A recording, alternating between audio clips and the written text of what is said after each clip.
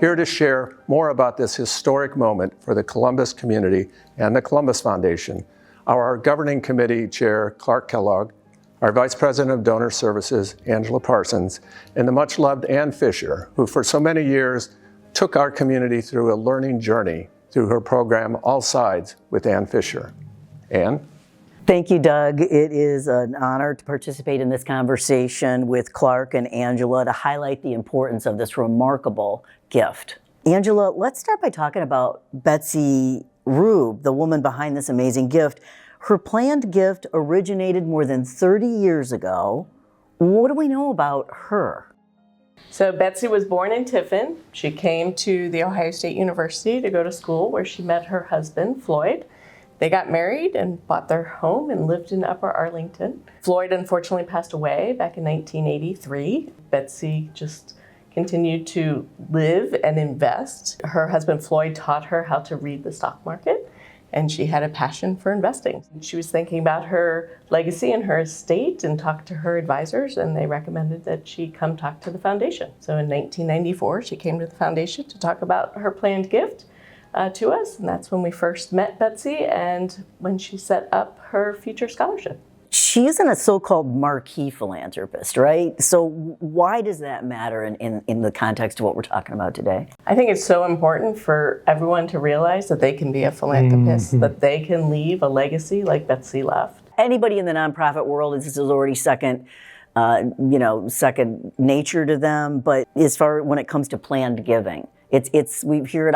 I know it from working in nonprofit for 15 years. But tell us what it is and how Betsy's largesse fits into that paradigm. So a planned gift just means it's a gift that is not like a current dollar gift to you. So it's something that takes time to plan, something you think about, and you can change it over time, but it's what your future gift will be. So maybe you don't feel like you have the money or you want to part with the dollars while you're living, but you know that upon your death, you want to make a difference and you want to leave this gift.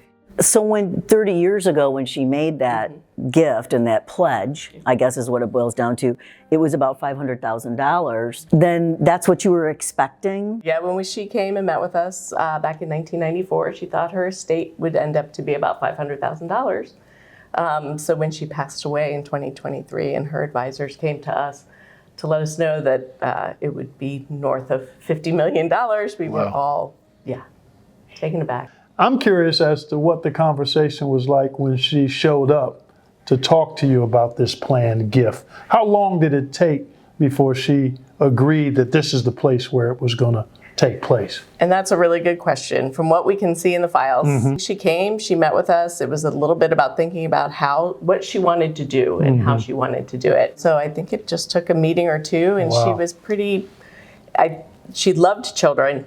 She loved helping others, and she loved education. Yeah. So I think taking all of that into account, the scholarship fund for her made a ton of sense. Yeah, she made the planned donation to the Columbus Foundation Scholarship Program.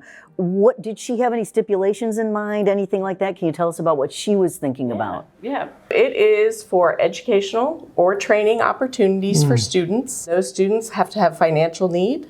They have to demonstrate a record of academic achievement, and they need to live or go to school in Franklin County or one of the contiguous counties. Every time I go through this story and read it, it just continues to inspire me, amaze me, thinking about how simple it was for Betsy Rube to make this type of commitment to education and young people with the sole desire to see them have access and opportunity and not to have financial barriers keep them from being able to pursue education and perhaps training in a career. And that is really, really remarkable. Scholarships are sort of a foundational way to change wealth accumulation. I agree 100%. And education is a great vehicle. We know through research and history and examples that education is one of the most surefire ways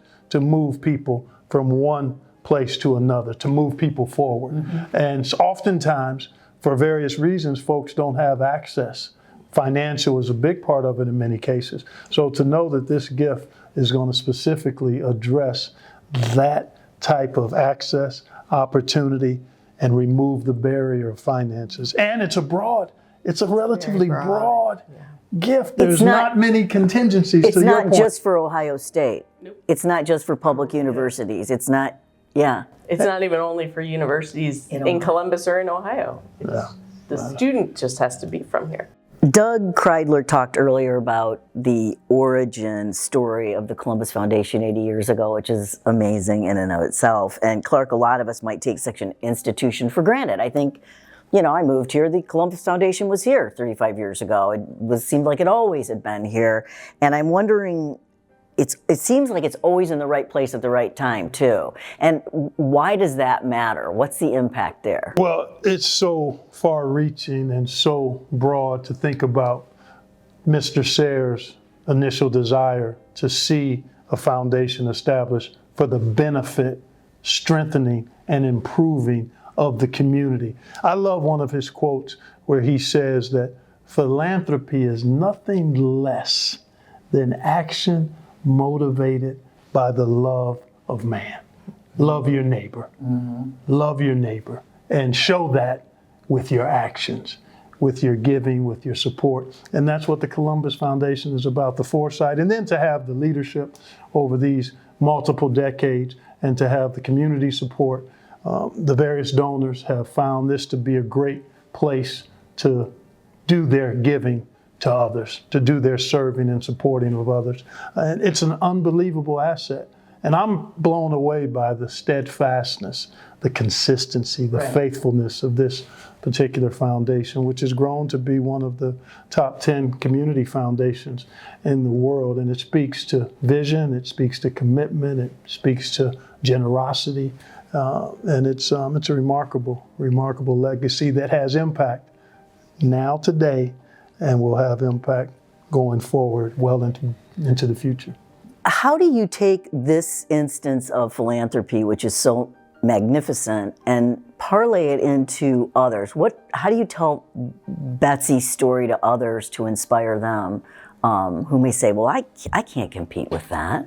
Well, it's not about competing. So everybody and every little amount is so important. What may be small today can grow in the future.